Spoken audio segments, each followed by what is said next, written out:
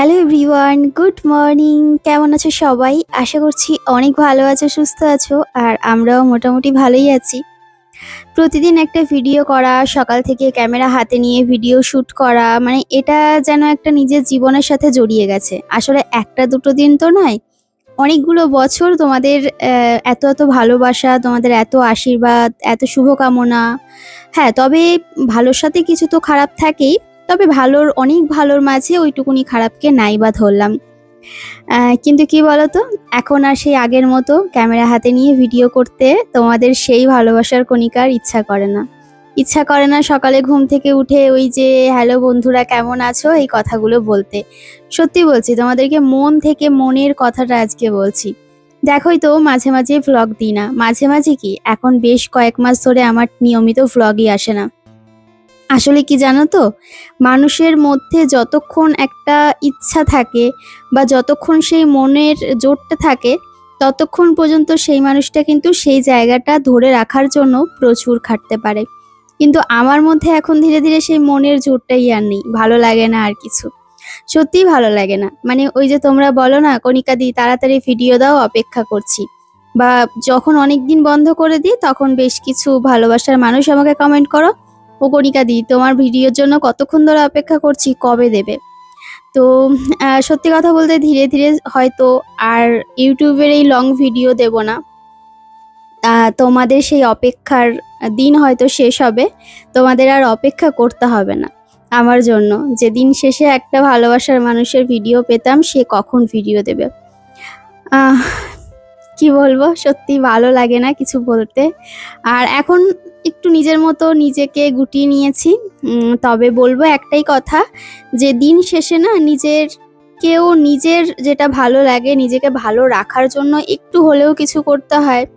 কারণ জানি না আমি এই কথাগুলো কেন বলছি, তবে সত্যি বলতে আমার আর ভিডিও ভালো লাগে না। এরপর থেকে হয়তো একটা সময় আসবে যখন ওই ক্যামেরা অন করে আমি তো ভিডিও করব না, বা করলেও হয়তো খুব অল্প সময়ের জন্য করব, হয়তো 2-4টে রিলস পোস্ট করব বা শর্ট ভিডিও পোস্ট করব, যাতে আমার একটু ভালো লাগে বা তোমাদের একটু ভালো লাগে, বা দিন শেষে আমাকে তোমরা দেখতে পাও। কিন্তু ওই যে কথাটা বললাম, যে তোমাদের অপেক্ষা আর করতে হবে না, বা তোমাদের অপেক্ষার শেষ হবে, তখন আর প্রহর গুনতে হবে না কণিকার জন্য বসে। কত মানুষের কত খারাপ কথাই সোশ্যাল মিডিয়াতে শুনেছি, তবে অনেক মানুষের আশীর্বাদও পেয়েছি। সেই আশীর্বাদটা আমার সারা জীবন থেকে যাবে। হ্যাঁ, এত ভারী ভারী কথা কেন বলছি আমি সত্যিই জানি না, তবে তোমরা ভেবে নিও না কণিকা আজকের থেকে ভিডিও অফ করে দিচ্ছে। না, তবে যেটা আমার মনের মধ্যে হচ্ছে আমি সেই ফিলিংসটাই তোমাদেরকে বললাম। এখন আর কোনো, দেখো তো আগে যখন একটা টাইমের মধ্যে ভিডিও দিতেই হবে, আমার টাইম হচ্ছে 5টা, 5টার মধ্যে ভিডিও দিতেই হবে, খুব দেরি হলে 5:30, নেটওয়ার্ক প্রবলেম থাকলে 6টা, খুব কমই বাজতো। কিন্তু এখন এডিট করে হয়তো ভয়েস দিতেই ভুলে যাচ্ছি, বা হয়তো ইচ্ছাই করছে না ভিডিওটা পোস্ট করতে, বা হয়তো ভিডিও শ্যুট করছি, এডিট করতে ইচ্ছা করছে না, বা হয়তো ভিডিওই করতে ইচ্ছা করছে না, বা টাইম মেনটেন করছি না, 6টা, 7টা, 8টা, 9টা বেজে যাচ্ছে ভিডিও পোস্ট করতে। তো সেই জায়গা থেকে বুঝতেই পারছো মানে আমার অবস্থাটা কোন জায়গায় আমি রয়েছি। তাও হাসছি, মানে ভাবো আমি কতটা বেহায়া। তো যাই হোক, পৃথিবীর সর্বোচ্চ মানে যত খারাপ ট্যাগ আছে সব আমারই যেন লাগে, এটাই বলবো। আর দিন শেষে একটাই কথা বলবো, সবাই হ্যাপি থাকো, নিজের মতো করে ভালো থাকার চেষ্টা করো। কারণ ওই যে আমরা বলি, জীবন একটাই, পরের জন্মে আমরা কিভাবে কি রূপে জন্ম নেব বা আদেও নেব কিনা সেটা আমরা নিজেও জানি না। তাই যেটুকুনির মধ্যে পেয়েছি ভালো রাখার, আর ভালো থাকার বা ভালো রাখার চেষ্টা করে যাচ্ছি, কারণ আমাদের চেষ্টা ছাড়া আর কি আছে। তো দেখো, চলো ভ্লগে ফিরি। আর এই দেখো গাছে জল দিচ্ছি এখন, কারণ গাছগুলোতে বৃষ্টি যদিও হয়েছিল, কিন্তু নিচের গাছগুলোতে না জল আসে না, বৃষ্টির জল ওপরে যেগুলো রয়েছে ওগুলো ওই গ্রিল চুইয়ে চুইয়ে কিছুটা জল পড়ে। যেমন ওই ধরো তোমার তুলসী গাছটা রয়েছে, আরো বেশ কিছু গাছ রয়েছে। তো এই গাছগুলোতে ভালো করে জল দিয়ে দিলাম। খুব একটা দিই না, 2-3 দিন পর পর জল দিই।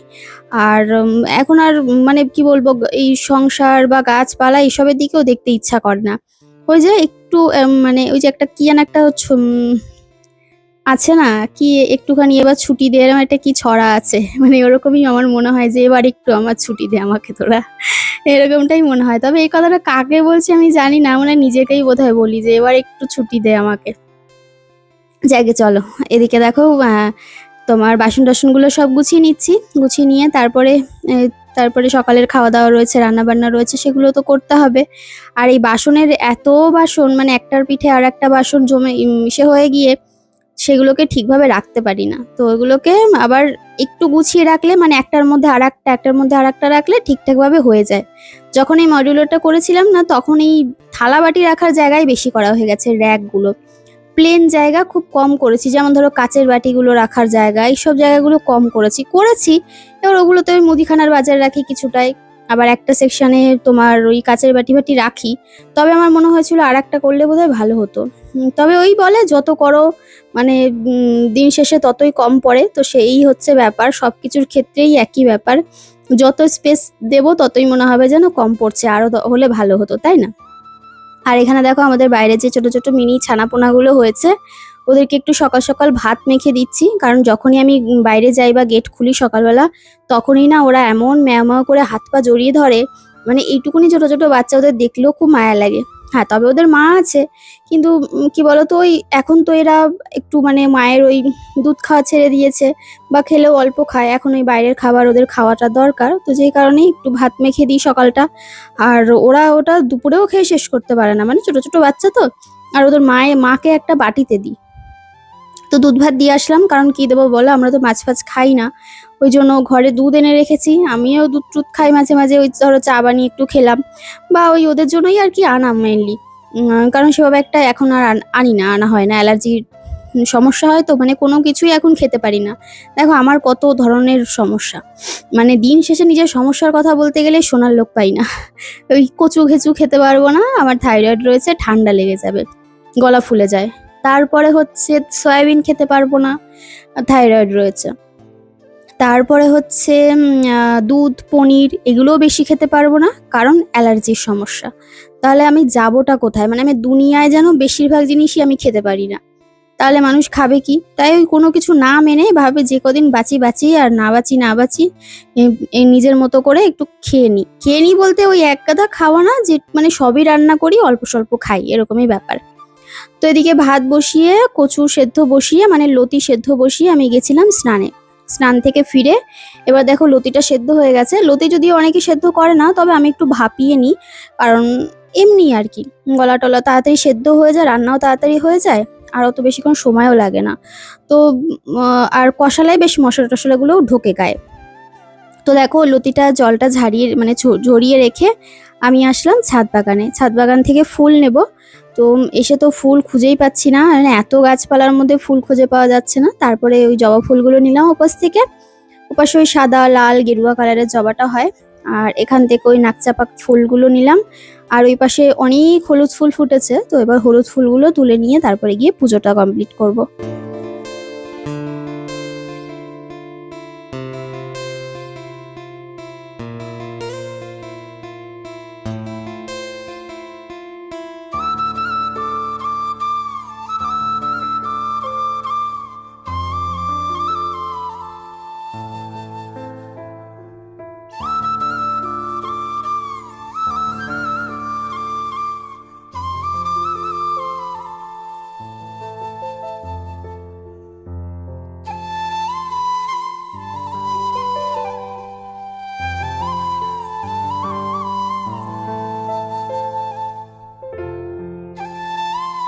গাছ থেকে কয়েকটা ড্রাগন ফল পেকেছিল, পেড়ে নিলাম। তবে এগুলো সাইজগুলো অনেকটা ছোট হয়েছে, কারণ ওই এখানে ওখানে হয়ে রয়েছে, ওদের ওই তোমার পরাগ করানো হয়নি, তো ওই জন্য আর কি ছোট হয়েছে। তো ঠিক আছে, কোনো ব্যাপার নেই, যে কটা হয়েছে তার মধ্যে থেকে কয়েকটা পেড়ে নিয়ে আসলাম। আর এইখানে ঘরে ফিরে তারপরে দেখলাম যে ডাল সেদ্ধ হয়ে গেছে, ডালটা ফোড়নে বসিয়ে দিয়ে তারপরে আবার এদিকে চলে আসলাম পুজো দিতে। আমি কিন্তু এইভাবেই যখন তাড়াহুড়োর মধ্যে থাকি, বা ধরো সবকিছু করতে হবে, রান্না বান্না রয়েছে, পুজো রয়েছে, ঘরের কাজকর্ম রয়েছে, দেখো বসে তো থাকে না, সারাদিনে প্রচুর কাজ থাকে। সকাল থেকে উঠে বাসনপত্র মাজা, ঘরের কাজ করা, বরকে স্নান করানো, ওকে আবার এনে ঠিক টাইম মতো বসানো, মেয়ের টিফিন মানে খাবার করে দেওয়া, স্কুল থাকলে টিফিন করে দেওয়া, দিয়ে আসা, তারপরে বাড়ি এসে আবার রান্নাবান্না করা। তারপরে যখন ওই বরকে খাইয়ে দাইয়ে দুপুরবেলা যেটুকুনি সময় থাকে ওইটুকুনি সময় আমি এডিট করি। তাও মাঝে মাঝে না এত ক্লান্ত হয়ে পড়ি, ওই একটানা সকাল থেকে এক নাগাড়ে কাজ করতে করতে তখন আর ওই ৩টে-৪টে খেতে খেতে তো ৩টে-৪টে বেজে যায় দুপুরে। তখন না ইচ্ছা করে না যে মোবাইলটা নিয়ে এডিট করতে বসি বা ভিডিওটা পোস্ট করি। আর কিচ্ছু ভালো লাগে না, তখন আর ইচ্ছাই করে না, তখন মনে হয় একটু শুয়ে থাকি বা ঘুমিয়ে থাকি। তো সেটা তো হয় না। তারপরে আবার ওই বর ঘন্টাখানেকের মধ্যে ডাকে উঠিয়ে দিয়ে যাও, বসিয়ে দিয়ে যাও, তারপরে স্যার ম্যাম আসে চাটা করে দেওয়া, তারপরে সন্ধ্যা লেগে যায়, তখন আর হয়ে ওঠে না। মানে হয় না, সত্যি টাইমের সময়ের বড় অভাব, মানে সময় হয়ে উঠছে না। তার মধ্যে যেটুকুনি সময় পাই ওই টুকটাক ধরো short video, reel video post করি। আর বড় ভিডিও, বড় ভ্লগার সেভাবে এডিট করে বা তোমাদের সাথে শেয়ার করা হয়ে ওঠে না। একদিন দিলে হয়তো দুদিন দিই না, বা দুদিন দিলে হয়তো তারপরের দিন দিই না, বা হয়তো কখনো একটা নাই দেখলে দিলামই না, এরকমটাই মানে করছি, আমি নিজেও জানি, কিন্তু কিছু করার নেই।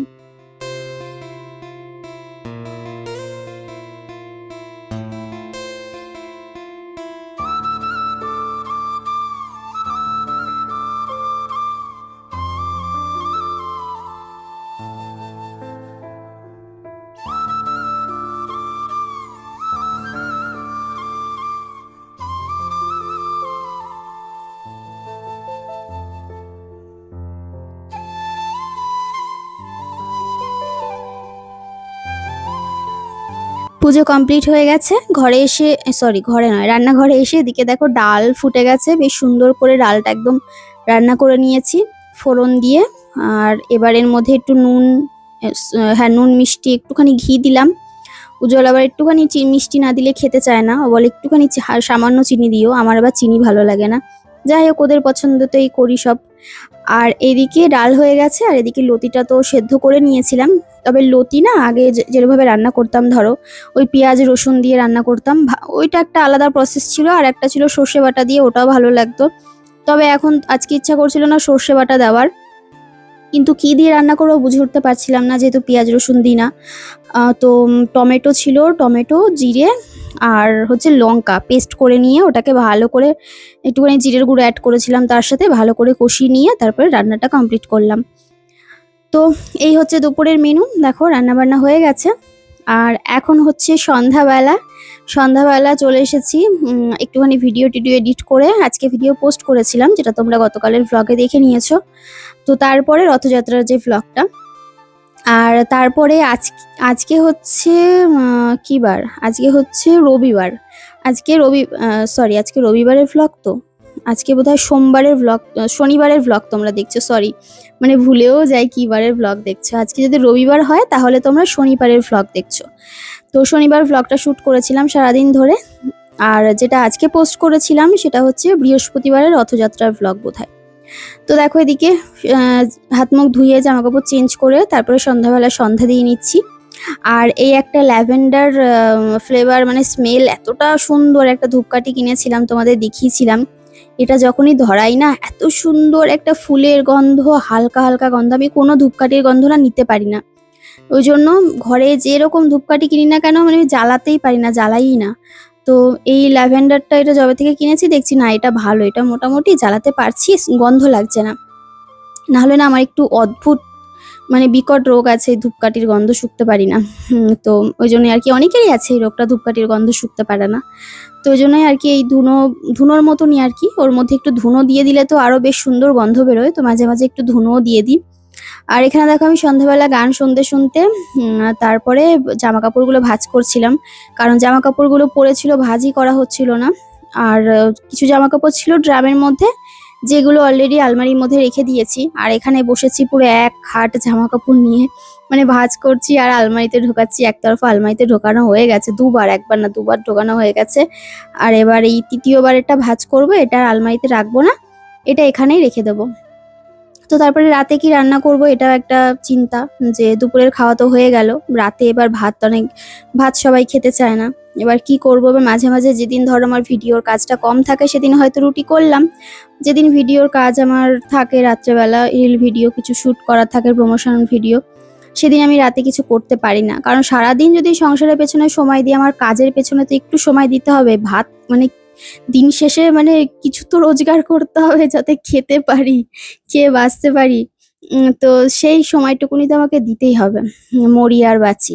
তো আজকে দেখো রুটিগুলো না ফুলছিল না কেন জানি না। মানে অনেকদিন পর রুটি করলে ফুলতে চায় না। তো হ্যাঁ, ১ম ওই ২-৩ টে একটু অসুবিধা হচ্ছিল। পরের গুলো কিন্তু আবার বেশ ফুলেছে। তো ১ম এর গুলো একটু সমস্যা হচ্ছিল মানে ১ম ১-২ বার। তো তারপরে ভাবলাম দেখলাম যে না আমার তাহলে রুটি বেলাতেই কিছু মানে বেলাতে না সরি মাখাতেই কিছু সমস্যা হয়েছে। কারণ আটা মাখাটা না খুব নরম হয়ে গেছিল। একদম প্যাত করছিল। তো চলো আজকের ব্লগটা এখানেই শেষ করলাম। সবাই খুব ভালো থেকো। শুভরাত্রি।